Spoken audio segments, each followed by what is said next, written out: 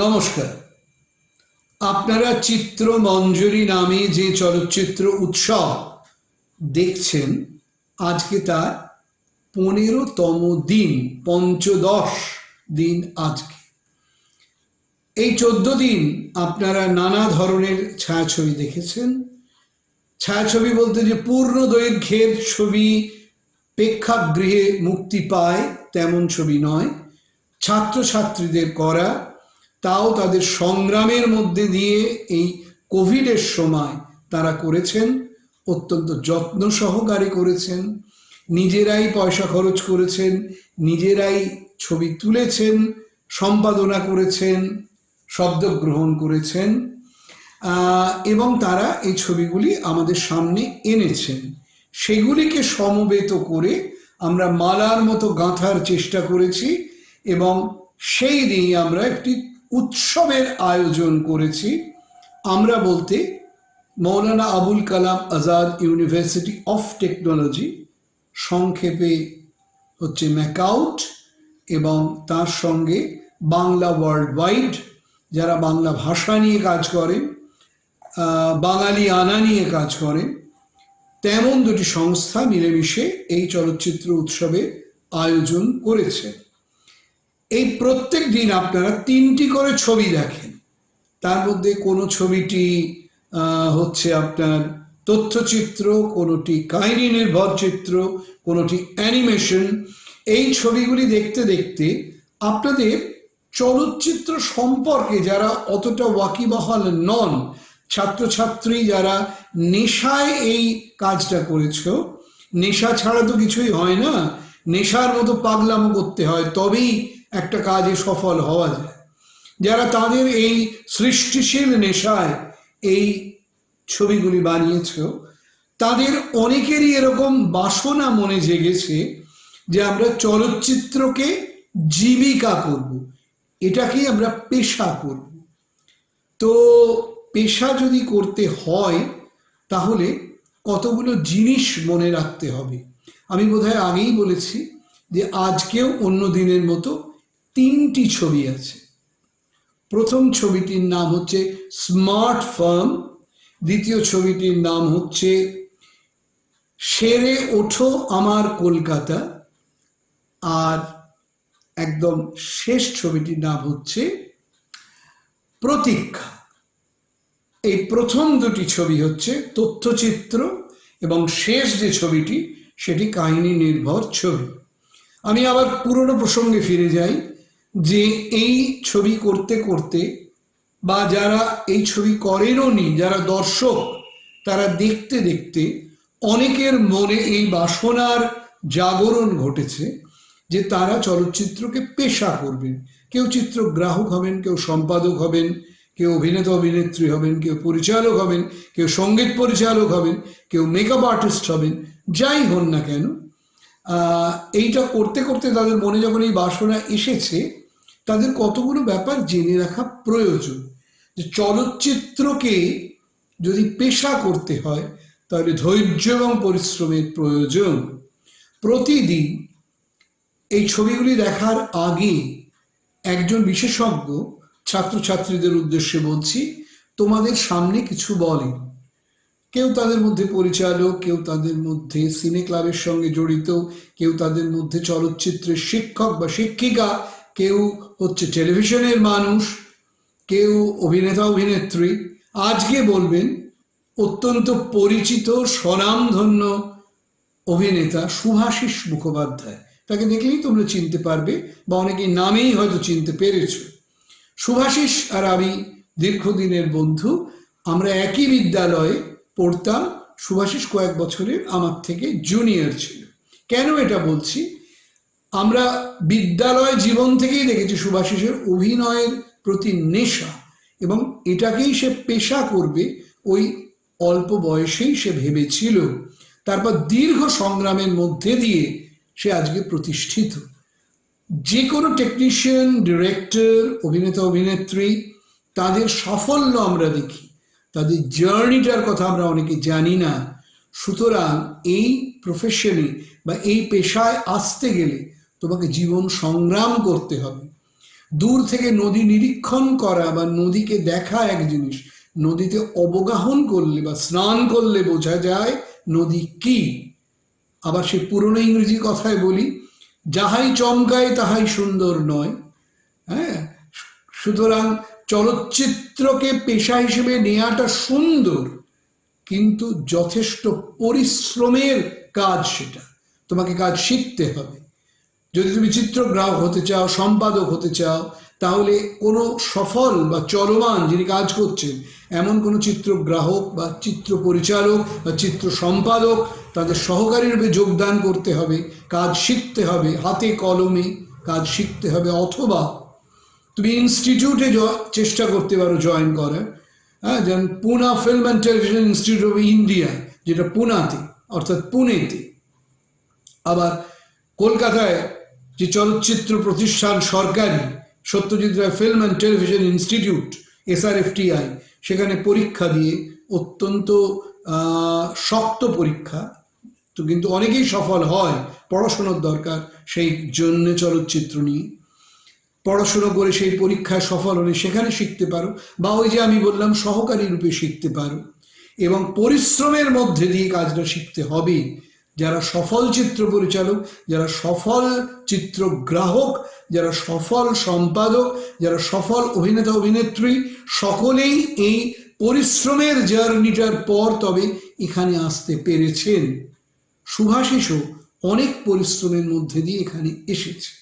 আজকে তার মুখ থেকে শোনো যে চলচ্চিত্রকে যদি তোমরা পেশা করতে চাও তাহলে কি মনে রাখা উচিত। আমি আর কথা বাড়াবো না। আমি আগেই বলেছি, দুটি সংস্থা ছাত্রছাত্রীদের করা ছবি নিয়ে এই উৎসবের আয়োজন করেছে। একটি Maulana Abul Kalam Azad university of technology, সংক্ষেপে ম্যাকাউট, আর একটি বাংলা ওয়ার্ল্ড ওয়াইড। এদের দুজনের যৌথ প্রয়াসে এই চলচ্চিত্র উৎসব চলছে। তোমরা দেখো, আপনারা দেখুন, উপভোগ করুন, শুভাশিসের কথা শুনুন। নমস্কার।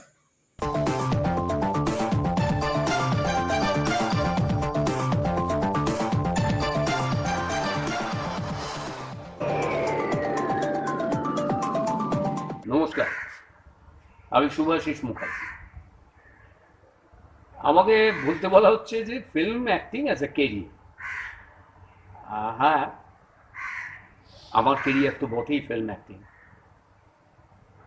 আজকে আমার সব কিছুই অ্যাক্টিং।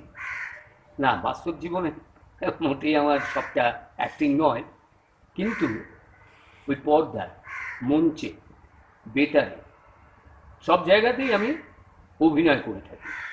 সেটা আমার পেশা। আমি আমার জীবনে অ্যাক্টিংকে কেরিয়ার হিসেবে বেছে নিয়েছিলাম সেটা অনেক আগে বলতে, যখন সবাই অ্যাক্টিংটাকে বা কোনো মাধ্যমকে পেশা হিসেবে নিতে চায়, সেই সময়। অর্থাৎ আমি আমার অভিনয় জীবন শুরু করেছিলাম আমার স্কুল লাইফ থেকে, থিয়েটার দিয়ে। এবং আমি স্কটিশ চার্চ কলেজিয়েট স্কুলের ছাত্র, উত্তর কলকাতায় থাকতাম। তার ফলে থিয়েটার পাড়া, সিনেমা পাড়া সব একেবারে সেইখানে। তার ফলে আমার ছোট থেকেই ওই থিয়েটার দেখা, সিনেমা দেখা একটা অভ্যেসে দাঁড়িয়ে গিয়েছিল। এবং সিনেমা দেখতে দেখতে যেটা আমি ব্যক্তিগতভাবে ফিল করতাম, এই সিনেমা হলে গিয়ে না, যখন ওই পর্দাটা দেখতাম, যেটাকে সিলভার স্ক্রিন বলে, তার আকর্ষণটা ভীষণভাবে অনুভব করতাম। দেখতাম যে হলের মধ্যে মানুষ কীরকম চিৎকার করছে, হিন্দি ছবিতে বিশেষ করে সিটি মারছে ইয়াং ছেলেমেয়েরা, এবং স্ক্রিনের ওপরে পয়সা ছুঁড়ে ফেলছে তাদের পছন্দের অভিনেতাকে দেখলে, হিরোকে দেখলে। আমারও কীরকম মনে হতো যে যখন অভিনয় করছি, অভিনয় শিখছি বলবো, কারণ তখন থিয়েটার করছি, আর ওই সিনেমা হলে গিয়ে সিনেমা দেখতে দেখতে খালি মনে হতো ওই জায়গাটায় আমায় কবে দেখা যাবে, অর্থাৎ ওই পর্দাটায় আমি কবে ওইখানে থাকবো, যেদিন আমাকে দেখে মানুষ চিৎকার করবে, হয়তো আমার অভিনয় দেখে হাসবে, আমার অভিনয় দেখে রাগ করবে, আমার অভিনয় দেখে কাঁদবে, আমাকে ভালোবাসবে। না, রোম্যান্টিক অভিনয়টা বাদ দিলাম, কারণ আমি আমার শরীর, আমার চেহারা, আমার সব কিছু মিলিয়ে আমি অতটা রোম্যান্টিক দেখতে নই। তো হ্যাঁ, মনেতে আমি রোম্যান্টিক, সে তো ঠিক। কিন্তু ছবির জন্য আমি যখন ভাবলাম নিজেকে, তখন মনে হলো না, আমি ক্যারেক্টার আর্টিস্ট হব। কারণ আমি আমার শরীর, আমার চেহারা দিয়ে বুঝতে পারছিলাম যে আমি ওই রোম্যান্টিক হিরোটা ঠিক ফিল্মে হতে পারবো, আর থিয়েটারে হওয়া যায়, সরি। কিন্তু সিনেমাতে সেই সময়, অর্থাৎ আমি যখন ফিল্মে আসছি, তখন একটা ব্যাপার ছিল যে একটু গোলগাল দেখতে, একটু লালটু মার্কা দেখতে হবে আর কি, যে কনসেপ্টটা আজকে একদম নেই। যারা এই মুহূর্তে ফিল্ম অ্যাক্টিংয়ে কেরিয়ার করার কথা ভাবছো বা করতে যাচ্ছ, তাদের বলবো যে এখন চেহারা নিয়ে অত মাতামাতি করো না, ভাবনা চিন্তা করো না, শরীরটা শক্ত করো, শরীরটা ঠিকঠাক রাখো, তার জন্য এক্সারসাইজ করো, যা যা করার দরকার এক্সারসাইজের জন্য যোগব্যায়াম করো। কিন্তু ওই লালটু মার্কা চেহারা হতেই হবে এই ভাবনাটা রাখার কোনো কারণ নেই, কারণ এখন কনসেপ্টটা পুরো বদলে গেছে। কিন্তু আমার সময় সেটা ছিল না। তখনও কিন্তু আগেকার সময়ের মতো ওই লালটু মার্কা দেখতে একটু হিরো হবে, সেই কনসেপ্টটা ছিল বলে আমি ওই পথে পা বাড়াই। আমি নিজেকে ক্যারেক্টার আর্টিস্ট হিসেবে পর্দায় দেখতে চাইছিলাম। কিন্তু দেখতে চাইলেই তো হবে না, তার জন্য লড়াই করতে হবে, উইচ ইজ ভেরি ইম্পর্টেন্ট। লড়াই, লড়াইটা কি, সেটা করতে গিয়ে আমি প্রথম দেখলাম যে স্টুডিওতে গিয়ে ডিরেক্টরদের সঙ্গে কথা বলতে হবে, তাদের কাছে রোল চাইতে হবে, তাদেরকে গিয়ে বলতে হবে যে আমি অভিনয় করতে চাই আপনার ছবিতে। তো সেইটা করতে গিয়ে আমি স্টুডিওতে যেতে আরম্ভ করলাম। কমই যেতাম, খুব বেশি না। একদিন একজন ডিরেক্টর, যার ছবি একসময় খুব হিট, বিখ্যাত ডিরেক্টর তখনকার সময়, যার ছবির নাম বললে সবাই চিনবে, তার ছবি স্ত্রী, ভগবধূ সুন্দরী, যে ছবিগুলো হিট ছবি, আরো অনেক ছবি ছিল, সেই পরিচালকের নাম সলিল দত্ত। তো সলিলদা তখন টেকনিশিয়ান স্টুডিওতে, তার একটা ঘর ছিল। তখনকার সময়ে এই ডিরেক্টরদের স্টুডিওতে বসার একটা চল ছিল, প্রত্যেকেরই বিভিন্ন স্টুডিওতে অফিস ঘর ছিল। তা আমি ওরকম একবার গেছি সলিল দত্তর ঘরে, তখন জাস্ট শুরু করছি, কেরিয়ার শুরু হবে। তো আমি গেছি সলিল দত্তর কাছে, গিয়ে তাকে বললাম আমি আপনার ছবিতে অভিনয় করতে চাই। তো তিনি আমার প্রথমেই বললেন আপনি করেন কি? আমি বললাম আমি অভিনয়টাকে পেশা হিসেবে নিয়েছি। বললো পেশা হিসেবে নিয়েছেন? কই, আপনাকে তো স্টুডিও দেখতে পাই না, তার জন্য তো স্টুডিও আসতে হবে, এখানে তো যাতায়াত করতে হবে। আমার স্ট্রাইক করলো, আচ্ছা তার মানে ফিল্মে কেরিয়ার করতে গেলে স্টুডিওতে এসে, বললো হ্যাঁ। তখন উনি আমায় বললেন দেখো এখানে এত ডিরেক্টর রয়েছে, তোমাকে তো তাদের সঙ্গে গিয়ে আলাপ করতে হবে, তাদেরকে বলতে হবে। ঠিক আছে, তোমার নাম ঠিকানা বলো, রেখে যাও, আমি তোমার সঙ্গে যোগাযোগ করবো। তো তখন বুঝলাম যে স্টুডিও যাওয়াটা ভীষণ ইম্পর্টেন্ট, এবং এরপর থেকে আমি রেগুলার বিকেলবেলা স্টুডিও যেতাম। বিকেলবেলা, সকালের দিকে গিয়ে কোনো লাভ হতো না, কারণ সবাই কাজে ব্যস্ত থাকতেন। বিকেলের দিকে সব ডিরেক্টররা ঘরে ঘরে বসতেন, আমি ওখানে গিয়ে আমার অভিনয়ের জন্য প্রত্যেক ডিরেক্টরের কাছে প্রস্তাব রাখতে রাখলাম, আবদার করলাম আর কি। তো এইভাবে যখন চলছে, তখন দেখলাম যে আমাকে তো আরো কিছু করতে হবে, শুধু তো গেলেই চলবে না। অভিনয়টাকে তো একটা আহ, মানের জায়গায় নিয়ে যেতে হবে। তার জন্য থিয়েটার করতে আরম্ভ করলাম, এবং তার আগে থেকেই করছিলাম, তো গ্রুপ থিয়েটার করতে শুরু করলাম। কারণ থিয়েটার প্ল্যাটফর্মটা হচ্ছে অভিনয় শিক্ষা একটা বড় জায়গা। অভিনয় শিখতে গেলে, প্রাথমিক অভিনয়টা শিখতে গেলে থিয়েটারটা করতে হয়।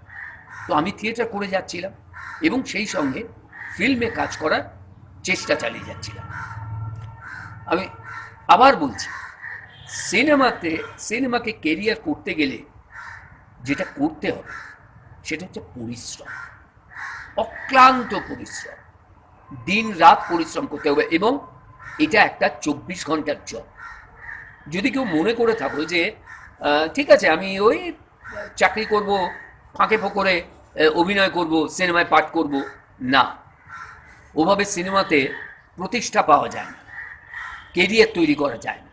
সিনেমাকে কেরিয়ার করতে গেলে তোমাকে 24 আওয়ার্স টাইম দিতে হবে, সিনেমা নিয়ে ভাবতে হবে, অভিনয় নিয়ে ভাবতে হবে, সব সময় তার মধ্যে থাকতে হবে, সেই চর্চাটা চালিয়ে যেতে হবে, এবং ওয়ার্ক হার্ড, কোনো রকমভাবে ফাঁকি দিলে চলবে না।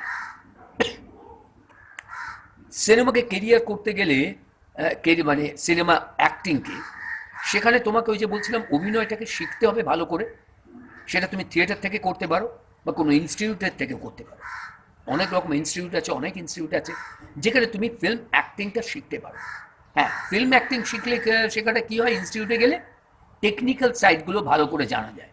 কিন্তু আমি আমার ব্যক্তিগতভাবে বলতে পারি, ব্যক্তিগত জীবন অভিজ্ঞতা থেকে, যে আমি কোনো টেকনিক্যাল ইনস্টিটিউট থেকে পাস করে বেরোইনি, কিন্তু আমি কাজের মাধ্যমে, আমার অভিজ্ঞতার মাধ্যমে আমি টেকনিক্যাল সাইটগুলো জেনেছি, বুঝেছি, শিখেছি।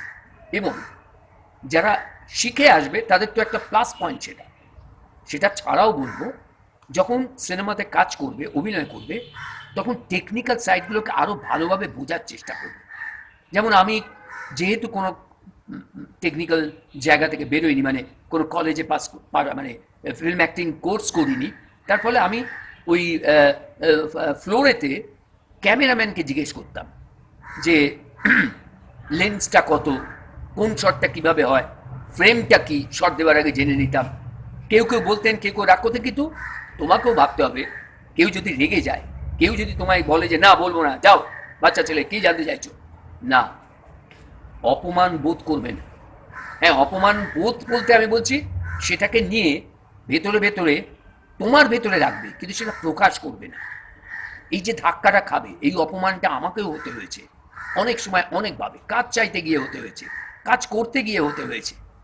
কিন্তু তুমি যদি সেটা দেখে, সেটা ভেবে গুমড়ে বসে থাকো যে আমাকে অপমান করলো, আমি আর করবো না, অ্যাক্টিং করবো না, আমি ছেড়ে দেবো ফিল্মটা, না, ভুল করবে। ধরে রাখতে হবে জেদটাকে রাখতে হবে, যে আমি একদিন করে দেখিয়ে দেব। আজ যে অপমানটা তোমরা আমাকে করছো, একদিন আমাকে তোমাদের ভালোবাসতে হবে, আমাকে তোমাদের কাজ দিতে হবে, আমি সেই জায়গাটা দেখিয়ে ছাড়ব। বারবার বলবো, এটা যে কোনো প্রফেশনের ক্ষেত্রে, হেরে গেলে চলবে না, লড়াই চালিয়ে যেতে হবে। এবং ফিল্ম অ্যাক্টিংয়ে, ফিল্মে বিশেষ করে প্রচুর সময় দিতে হবে।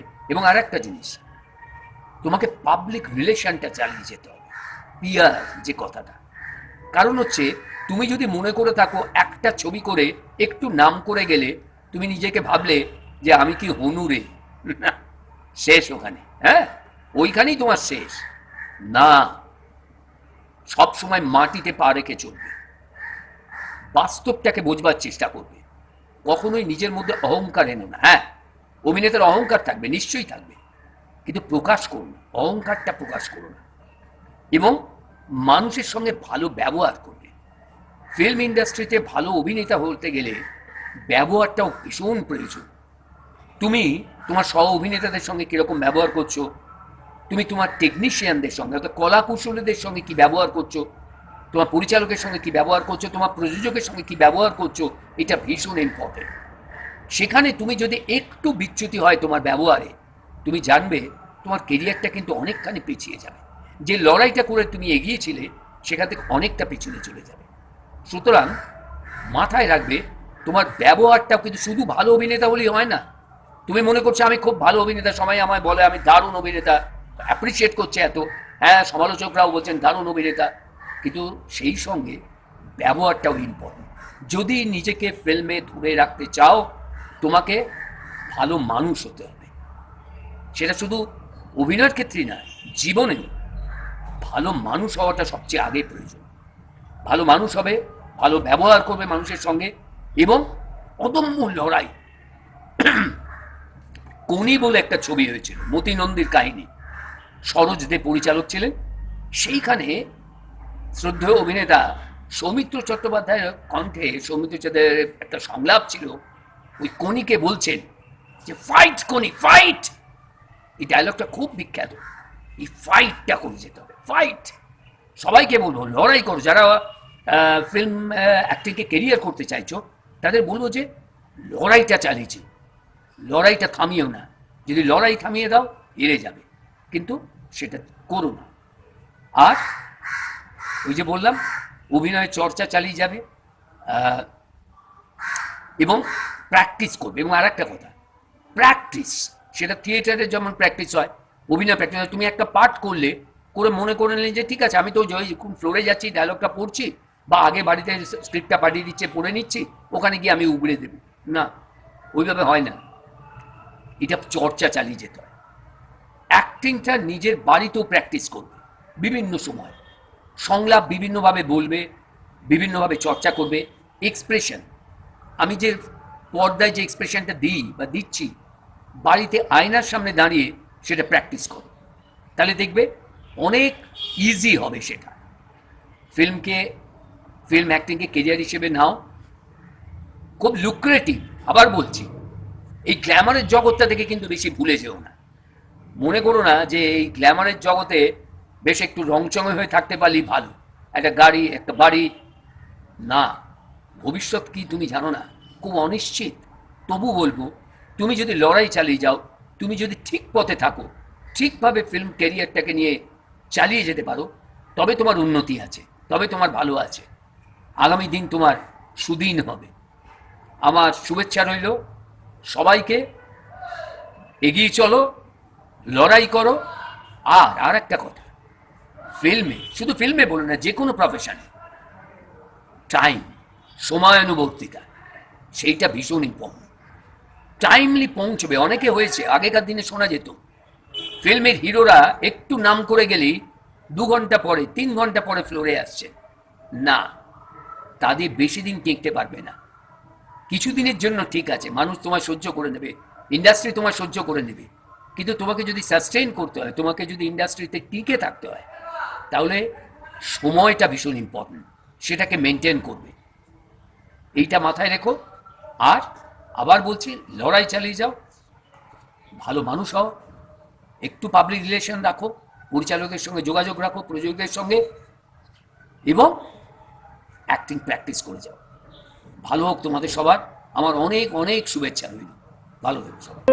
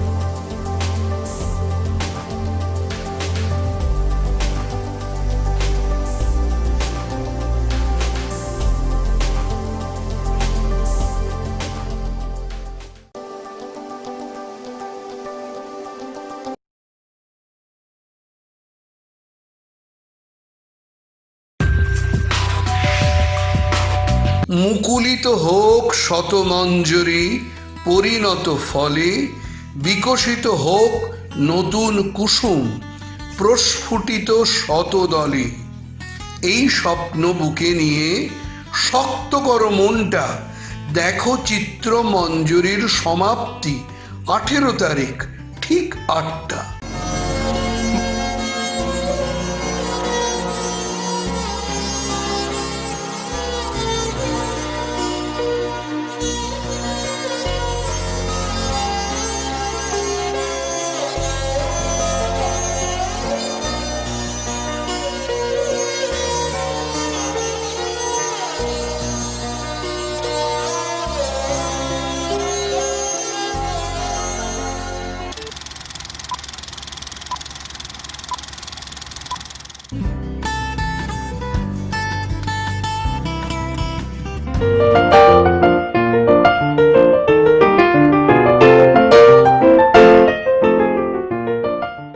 টানা 2 মাসের কড়া লকডাউন, তারপর ধীরে ধীরে আনলকিং, কোনো কিছুতেই কোভিড গ্রাফে লাগাম পরানো যাচ্ছে না এবং গত 24 ঘন্টায় নতুন কোভিড সংক্রমণে আরো একবার রেকর্ড।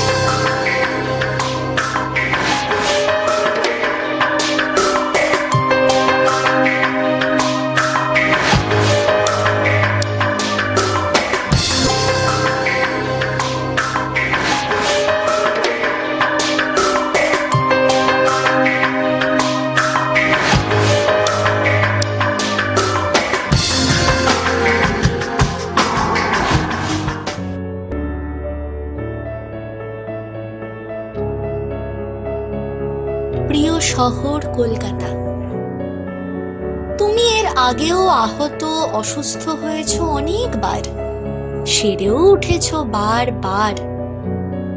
এবারও তাই হবে। তুমি আবারও রোগশয্যা ত্যাগ করে বাড়ির বাইরে বেরোবে, দ্রুত পায়ে ছুটে বেড়াবে। এখন বড় জনহীন লাগে। হায় লোকপ্রিয় কলকাতা, অসম্ভব দ্রুত সব চলে যাচ্ছে। অজস্র রুমাল ক্রমান্বয়ে উড়ে উড়ে জানালো বিদায়। হায় জনাকীর্ণ ভূমি, হায় লোকপ্রিয় কলকাতা। চতুর্দিক চলে যাচ্ছে, বসে থাকি দুয়ারে তোমার। ক্রমশ রোদ্দুর উঠছে দেয়ালের মতো চারদিকে, তাকাতে পারি না। তুমি জানো, নিকটস্থ রূঢ় কলকাতা, ঘুম ভাঙলে পুনরায় ঘুমানোর থেকে আজ বড় কাজ নেই। আমাকে টান মারে রাত্রি জাগানো দিন, আমাকে টানে গূঢ় অন্ধকার। আমার ঘুম ভেঙে হঠাৎ খুলে যায় মধ্যরাত্রির বন্ধদ্বার। আমাকে টানে মারে বাতাসে ছেঁড়া মেঘ চাঁদের চারপাশে, সহসা দানা বাঁধে নীল সময়। বাইরে এসে দেখি পৃথিবী শুনশান, রাস্তাগুলি যেন আকাশময়। আমাকে টানে মারে। না না, এ দুঃস্বপ্ন। ঘুম ভেঙে সব ঠিক হয়ে যাবে। তুমি মনে করে দেখো, এর আগেও এমন দুঃস্বপ্ন দেখেছিলে তুমি। আবারও ঘুম থেকে উঠে সব ঠিক হয়ে গিয়েছিল। এবারও তাই হবে, দেখো তুমি। 1953 কলকাতার ব্রিটিশ ট্রাম কোম্পানি ট্রামের 2য় শ্রেণীর ভাড়া 1 পয়সা বৃদ্ধি করলে শুরু হয় ট্রাম ভাড়া বৃদ্ধি প্রতিরোধ আন্দোলন, যা রক্তক্ষয়ী জুলাই বা ট্রাম পোড়ানোর আন্দোলন নামে কলকাতাকে করে তুলেছিল বিক্ষুব্ধ। এক শিক্ষিকা ট্রামের মধ্যে আক্রান্ত হলে পথে নামে ছাত্র সমাজও। গণসংগ্রামের রূপ নেয় পরিস্থিতি।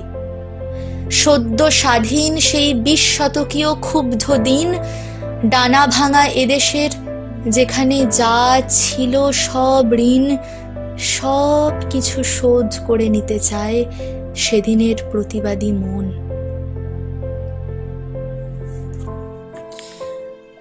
1954 ফেব্রুয়ারি মাস, ফের গণমিছিলের সাক্ষী থাকে কলকাতার রাজপথ। শিক্ষকদের বেতন তখন এতটাই নগণ্য ছিল যা তাদের জীবন নির্বাহে বড় বাধা হয়ে ওঠে। নিরুপায় হয়ে শিক্ষকরা বেতন বৃদ্ধির দাবিতে রাজভবনের পূর্ব দিকে অবস্থান বিক্ষোভ করেন, বিধানসভা অভিযান করেন। শিক্ষক শিক্ষিকাদের পাশে এসে দাঁড়ায় ছাত্র ও যুব সমাজ, দাঁড়ান শ্রমিক সহ সাধারণ মানুষও। এরপর পরিস্থিতি 7 জনের প্রাণ কেড়ে নেয়। তবুও থেমে থাকেনি ন্যায্য প্রাপ্যের জন্য লড়াই। বেশ কিছু দাবি মেনে নেওয়া হয়, শহর আবারও শান্ত হয়। তারপর আবারও মহানগরীতে এলো বিবর্ণ দিন। তারপর আলকাত্রার মতো রাত্রি আর দিন। সমস্ত দিন ভোরে শুনি রোলারের শব্দ। দূরে, বহু দূরে কৃষ্ণচূড়ার মতো লাল চকিত ঝলক। হাওয়ায় ভেসে আসে গলানো পিচের গন্ধ। আর রাত্রি, রাত্রি শুধু পাথরের উপরে রোলারের মুখর দুঃস্বপ্ন। যত দূর চাই ইটের অরণ্য, পায়ে চলা পথের শেষে কান্নার শব্দ। 1959 চালের দাবিতে কলকাতায় শুরু হয় খাদ্য আন্দোলন। গ্রামের হাজার হাজার ক্ষুধার্ত মানুষ রাইটার্স অভিযান করে 31 অগস্ট। কিন্তু অন্যের জন্য আন্দোলনে রক্তাক্ত হয় রাজপথ। খাদ্য আন্দোলনের তীব্রতার সাক্ষী কলকাতার সুবোধ মল্লিক স্কোয়ারের ভিত্তিপ্রস্তর। দ্বিতীয় বিশ্বযুদ্ধের আতঙ্ক, দুর্ভিক্ষ, দাঙ্গা, রাজনৈতিক আন্দোলন, পোস্টারের কদর্যতা, মিটিং, মিছিল, এমন আরো কত ঘটনা, কত মুহূর্তের নির্বাক সাক্ষী তুমি। সহ্য করেছ কত যন্ত্রণা। প্রতিদিনের ব্যস্ত দিন যাপন আবারও যন্ত্রণা ভুলিয়েছে। উৎসব আনন্দে মেতে উঠেছ, সেজে উঠেছ রঙিন শাড়িতে। আর এখন তোমার শরীর জুড়ে এক বিরাট অসুখ। পারবে না সেই অসুখ, সেই কোভিড-19 সঙ্গে লড়াই করে জিততে? হতাশ হইও না মেয়ে, হতাশ হইও না বন্ধু। আবার কলকাতা একদিন কল্লোলিনী তিলোত্তমা হবে। জেগে ওঠো আমার শহর, সেরে ওঠো তুমি।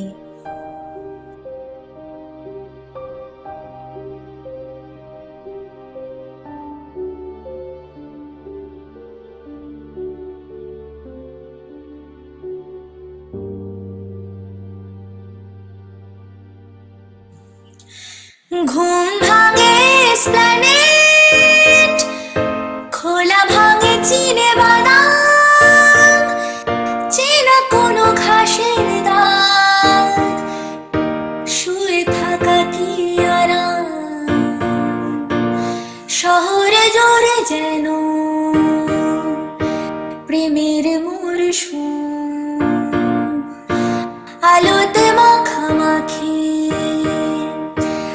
আমার দিন কখনো নেমে আসে অচেনা প্যারাশুট। তোমাকে ভালোবেসে আমার চিরকুট। কলকাতা তুমিও হেঁটে দেখো, কলকাতা তুমিও ভেবে দেখো, কলকাতা তুমিও হেঁটে দেখো, কলকাতা তুমিও ভেবে দেখো, কলকাতা তুমিও হেঁটে দেখো, কলকাতা তুমিও ভেবে দেখো। যাবে কি না যাবে আমার সাথে।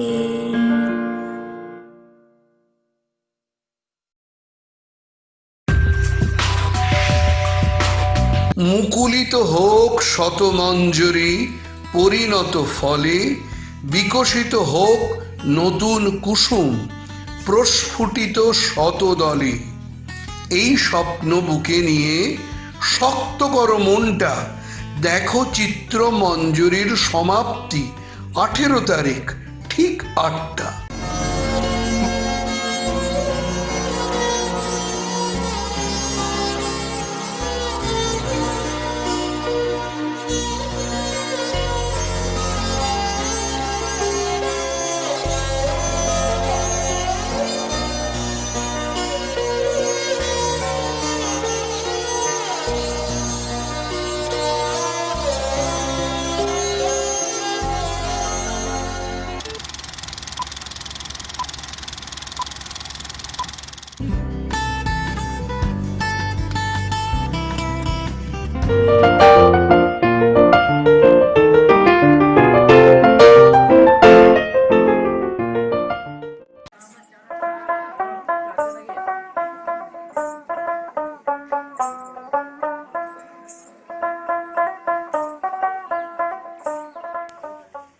আজি ঝড় ঝড় মুখর বাদর দিনে জানি নে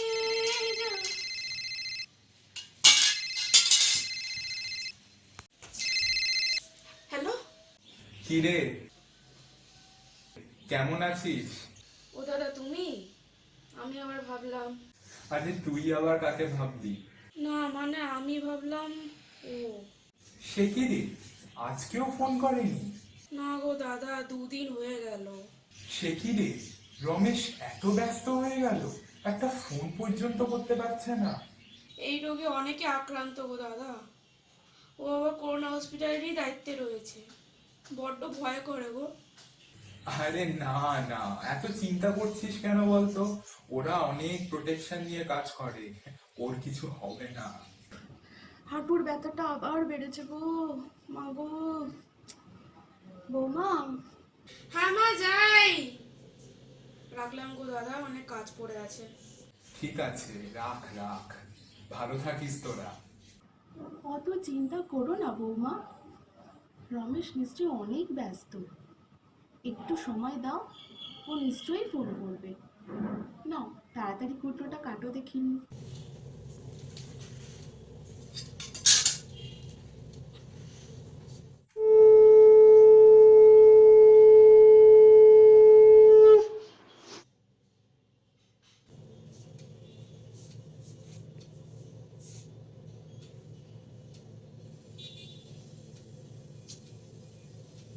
বৌমা, ও বৌমা, রমেশকে কি ফোনে পেলে?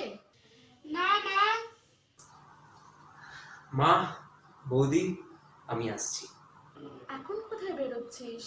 আরে সৌরভের বাড়িতে নিমন্ত্রণ আছে, ওর বার্থডে আজকে। রঞ্জন বারবার বলছে বাড়ির বাইরে অকালে না বেরোতে, কেন বেরোচ্ছ বারবার? উফ বৌদি, অনেক দিন ধরে বাড়িতে আটকা পড়ে আছি, আর একদম ভালো লাগছে না আমার। তোমার দাদা করোনা হসপিটালে রুগী সামলাতে ব্যস্ত, আর তুমি তার ভাই হয়ে তুমি এইটুকু বুঝতে পারছো না কেন? বৌদি প্লিজ, ঝামেলা করো না তো। প্রত্যেকবার যাওয়ার টাইমে একটা ঝামেলা করবে, মা একটু বোঝাও না। বৌমা, অত বাড়াবাড়ি করো না, কাছে যাচ্ছে, এক্ষুনি চলে আসবে। যা বাবা, তুই যা। আমি চললাম। আরে রঞ্জন, মাস্কটা পরে যাও অন্তত।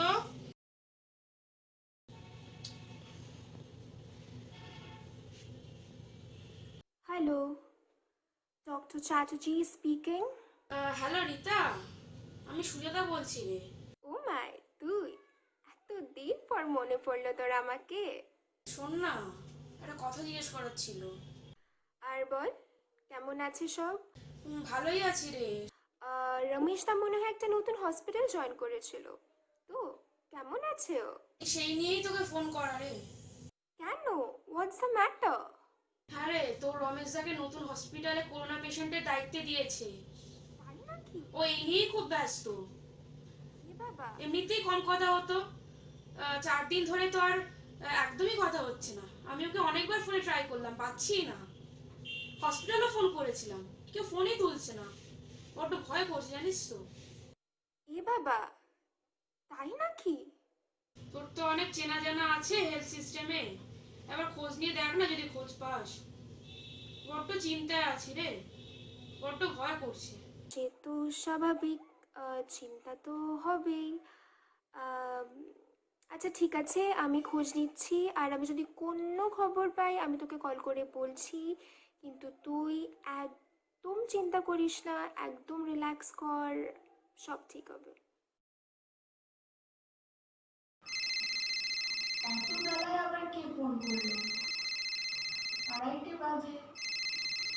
বৌমা, দেখো দেখিনি কে ফোন করেছে।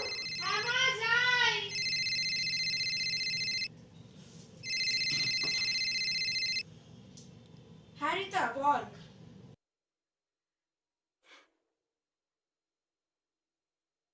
একটা বাজে খবর আছে রে, কি হয়েছে? বাজে খবর আছে রে। কি বললি? রমেশ দা 5 দিন ধরে আক্রান্ত ছিল। উনি বেসিক্যালি মানা করেছিল ঘরে কিছু বলতে, আর লাস্ট 2 দিন ধরে ভেন্টিলেশনে ছিল, কেন কি অনেক ক্রিটিক্যাল অবস্থা ছিল বলে। আর আজ রমেশ দা মারা যায়। কি বললি তুই? কি বললি? অথরিটি থেকে তোদের আজ কল করবে, বাট বেসিক্যালি যেহেতু ইনফেক্টেড ছিল বডিটা, তাই জন্য তোদের দিতে পারবে না। কি বললি?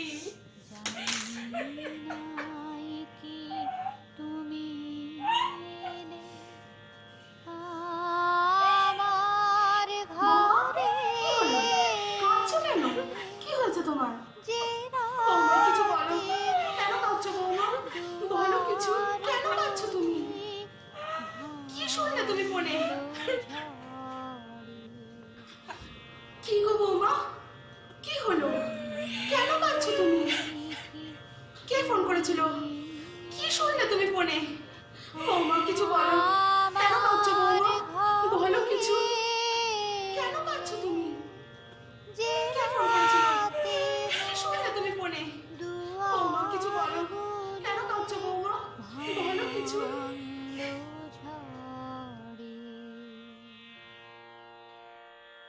সব যে হয়ে গেল কালো,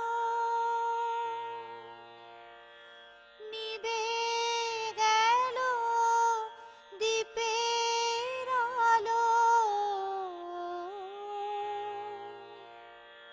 সব যে হয়ে গেল কালো, নিভে গেল দ্বীপের আলো,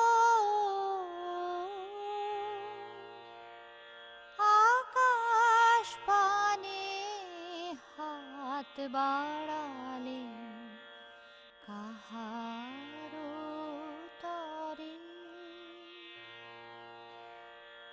জানি নাই কি তুমি এলে আমার ঘরে,